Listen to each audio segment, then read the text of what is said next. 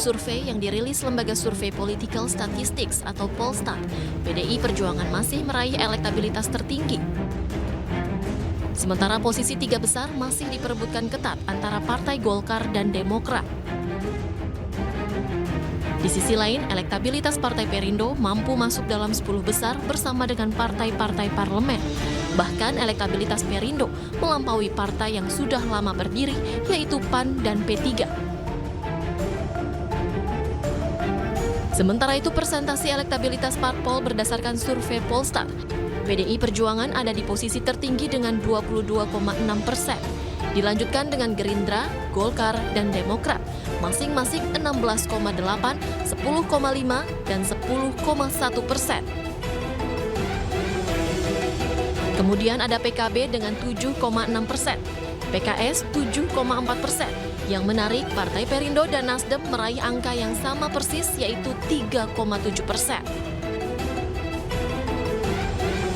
Sementara di posisi buncit ada PAN dengan 2,3% dan P3 dengan 1,7%. Selain itu, partai lainnya di angka 3,8% dan ada 9,8 responden yang tidak menjawab. Dan untuk membahas terkait hasil survei Polstat tersebut, kami sudah terhubung dengan Ketua DPP Perindo Bidang Politik dan Kebijakan Publik Heri Budianto dan peneliti senior Polstat Zaki Darmawan. Selamat petang Bapak-Bapak. Bang, Mbak.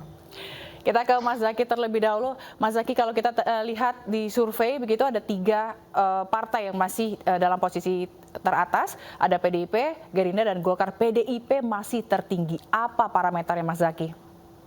Parameternya adalah sebelumnya Assalamualaikum warahmatullahi wabarakatuh.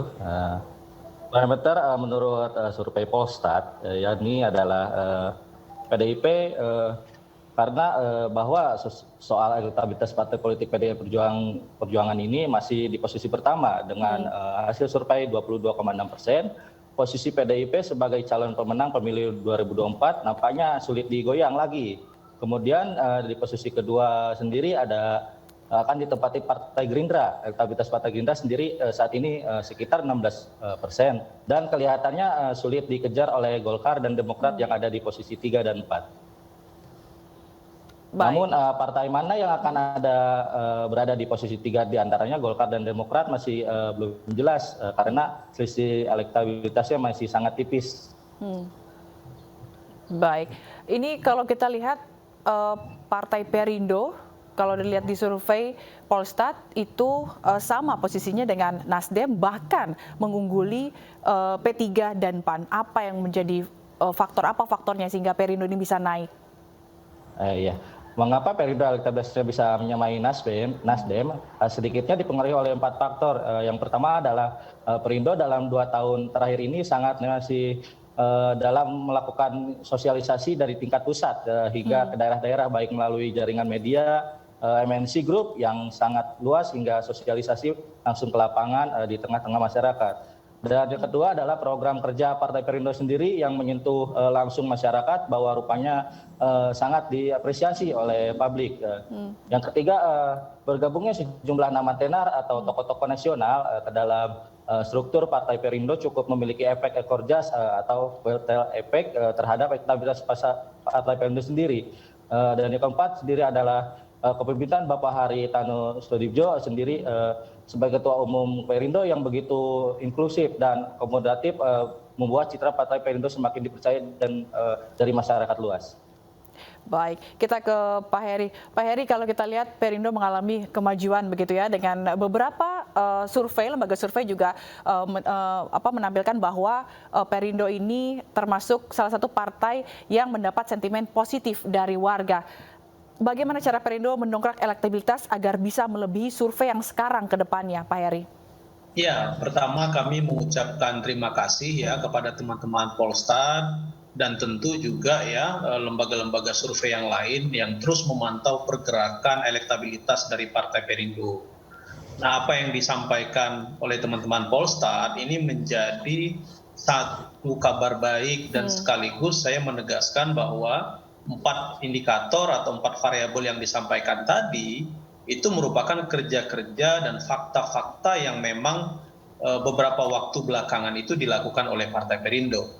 Misal ya, tadi disampaikan adalah Partai Perindo adalah partai yang rajin turun ke lapangan, langsung berada di tengah-tengah masyarakat.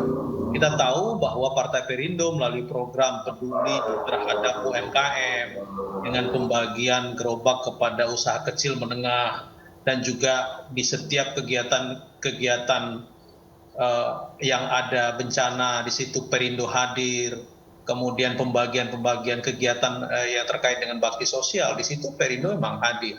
Bergabungnya tokoh-tokoh juga mempengaruhi, dan ke depan Mbak Zila dan seluruh pendengar iNews dimanapun berada, Perindo akan terus gencar melakukan langkah-langkah konkret untuk mencapai kemenangan di tahun 2024 yang akan datang. Kami cermati betul ya, setiap waktu selalu mengalami peningkatan elektabilitas yang signifikan dari Partai Perindo. Kami cermati, misal juga dilakukan oleh teman-teman Litbang Kompas, ya tidak jauh berbeda hasil elektabilitas yang dilakukan oleh teman-teman Polstat, 3,5 mencapai 3,7 ya. Polstat mencatat kita 3,7. Artinya pintu untuk Partai Perindo menuju Senayan ini kian terbuka. Ya, hari ini ya kami terus bekerja, terus merekrut tokoh-tokoh, terus berada di tengah masyarakat, lalu kemudian menyampaikan kepada masyarakat dan membuka ruang yang lebih luas. Misal ya, hari ini kami masih terus merekrut tokoh-tokoh untuk masuk di struktur DPW, DPD maupun DPP itu sendiri. Dan bergabungnya tokoh-tokoh di tingkat nasional maupun tingkat daerah maupun tingkat wilayah itu otomatis meningkatkan elektabilitas. Nah, itu tadi terjawab dari apa yang disampaikan oleh teman-teman Polstar.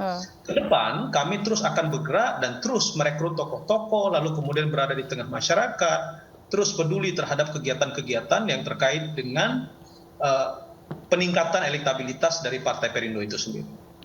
Berarti salah satu strategi penarikan tokoh-tokoh ini juga apakah untuk menarik pemilih muda, begitu Pak Heri?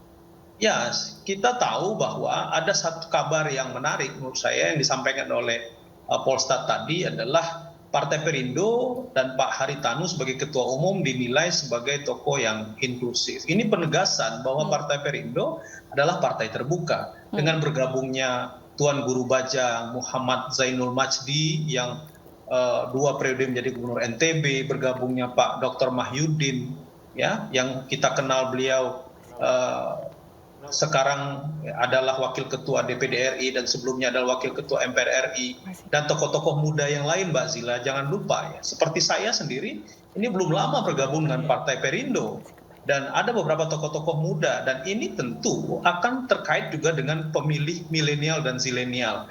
Kami fokus terhadap semua segmentasi. Hasil survei dari teman-teman lembaga survei juga mencatat bahwa pemilih terbesar dari Partai Perindo itu salah satunya adalah dari kalangan-kalangan muda, milenial dan zilenial. Nah, program-program konkret itu terus kami lakukan ya. Misal ya, kami rutin gitu ya melakukan kegiatan-kegiatan podcast gitu ya, lalu kemudian melakukan kegiatan-kegiatan pelatihan terkait dengan segmentasi daripada pemilih-pemilih yang ada gitu. Baik, tidak hanya tokoh nasionalis yang tadi Pak Heri juga sampaikan, apakah nantinya Perindo juga akan merekrut tokoh-tokoh milenial sebagai apa ya, contoh begitu untuk lebih menarik simpati mereka? Oh iya, itu sudah menjadi program kita, dan kita tahu salah satu sayap yang memang sudah ada di Partai Perindo adalah Pemuda Perindo, dan kita fokus untuk itu. Pak Heri. Baik, Pak Heri, mohon maaf karena kita harus break sebentar karena kita akan mendengarkan azan maghrib. Jangan kemana-mana, pembahasan akan kami lanjutkan usai azan maghrib.